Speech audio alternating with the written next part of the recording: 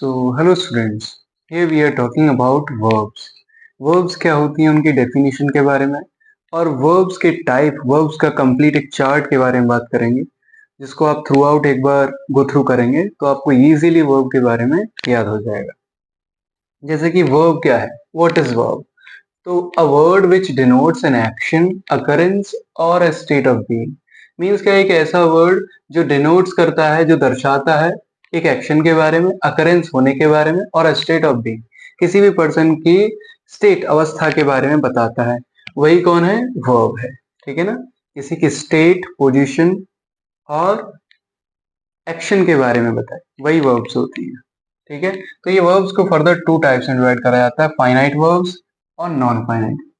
Finite verbs क्या होती है? फाइनाइट वर्ब्स हमेशा विद सब्जेक्ट आती है, with subject.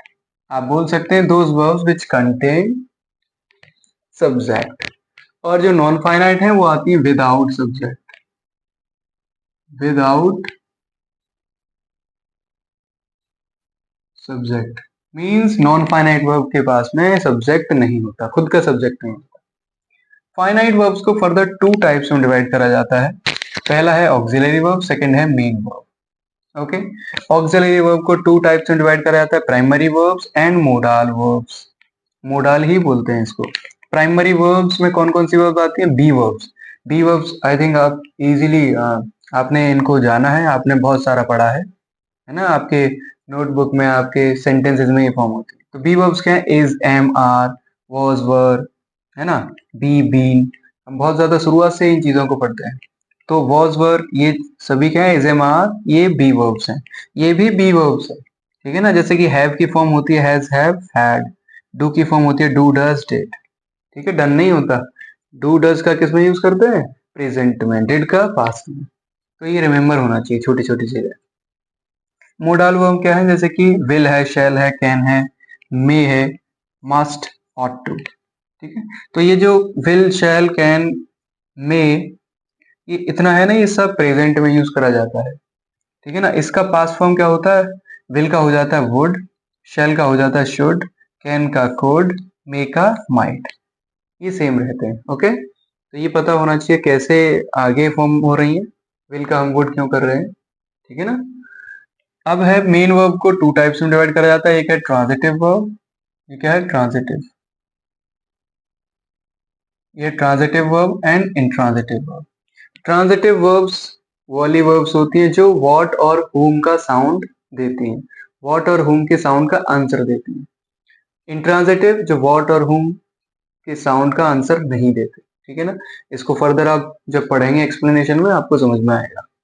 Non finite verbs further three types की होती हैं। पहला होता है इन्फिनेटिव, सेकंड है जिरंड, थर्ड है पार्टिसिपल। ठीक है, इन्फिनेटिव क्या होता है? इन्फिनेटिव का मतलब होता है टू के साथ में वर्ब की फर्स्ट फॉर्म का लग जाना। टू के साथ में वर्ब की फर्स्ट फॉर्म का लग जाना। जिरंड का मतलब होता है फर्स्ट वर्ब की फर्स्ट फॉर्म है उसमें आईएनजी लग जाना। जैसे कि मान लो हमने लगा दिया किल, तो क्या हो जाएगा? किलिंग।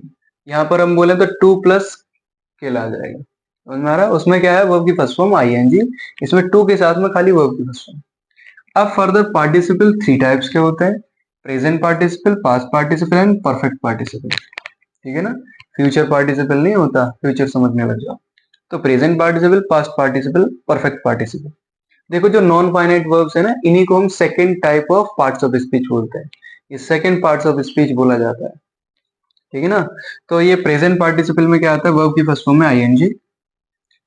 पास्ट पार्टिसिपल में वर्ब की थर्ड फॉर्म आती है और परफेक्ट पार्टिसिपल में हैविंग प्लस वर्ब की थर्ड फॉर्म।